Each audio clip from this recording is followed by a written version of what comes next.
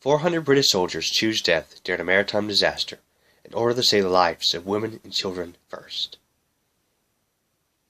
Now that should be a movie. There rose no murmur from the ranks, no thought by shameful strength unhonored life to seek. Our post to quit we were not trained, nor taught to trample down the weak. So we made the women with their children go.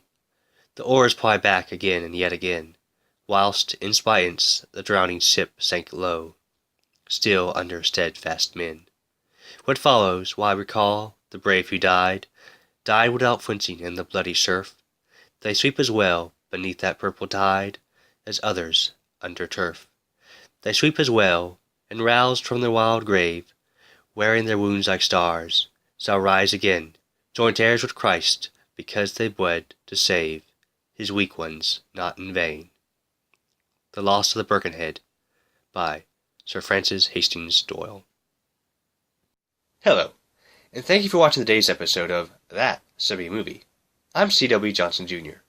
Today's book I'd like to pitch as a movie is The Birkenhead Drill by Douglas W. Phillips from Visiform Inc.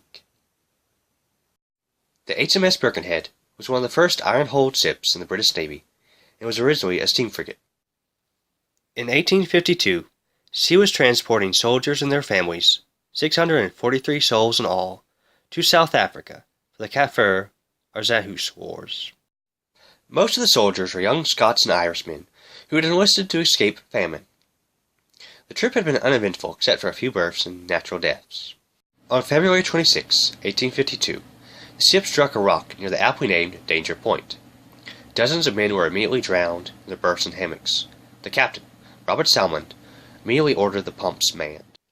Captain Salmon ordered the ship to reverse, just like the captain of the Titanic would 60 years later, and, just like with that ship, it caused more damage by tearing out more of the bottom and ripping up the bulkheads, which were supposed to keep the ship from sinking.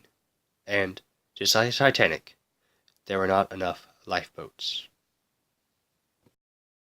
Several of the boats were damaged or rendered immovable when the smokestack collapsed. Others were swamped or defective. Captain Salmon ordered the women and children first to get on the boats, then to be followed by the youngest soldiers. Survivors say that the men of the Regiment of Foot, the Queen's Royal Regiment, and the other units stood silently and at attention. As the ship began to go down, Captain Salmon ordered the men to try to swim for the lifeboats with the women and children in them.